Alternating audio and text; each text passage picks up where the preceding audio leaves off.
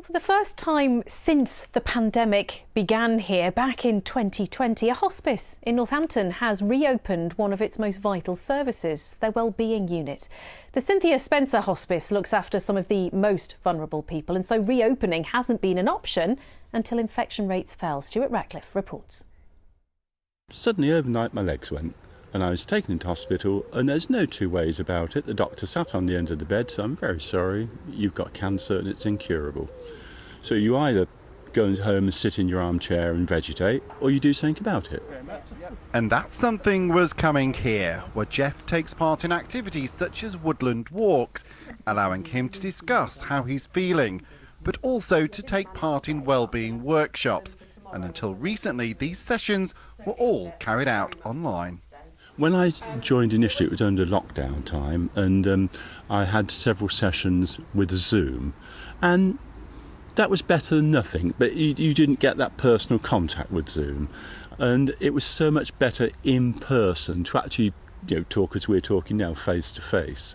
And you can see from the faces of people involved, the benefits of this programme are clear.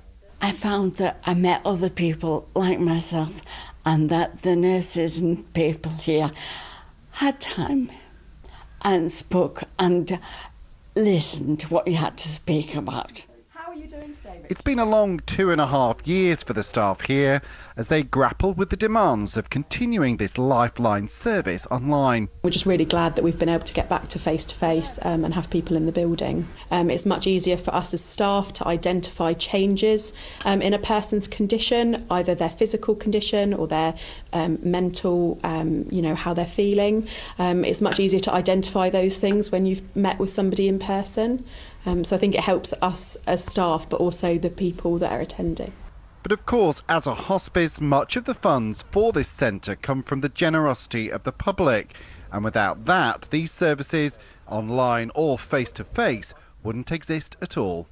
Fundraising is vitally important across all of the events that we do, such as Cycle for Cynthia. We are reliant on people taking part in those events, so we're able to raise money to provide support for the Wellbeing Centre.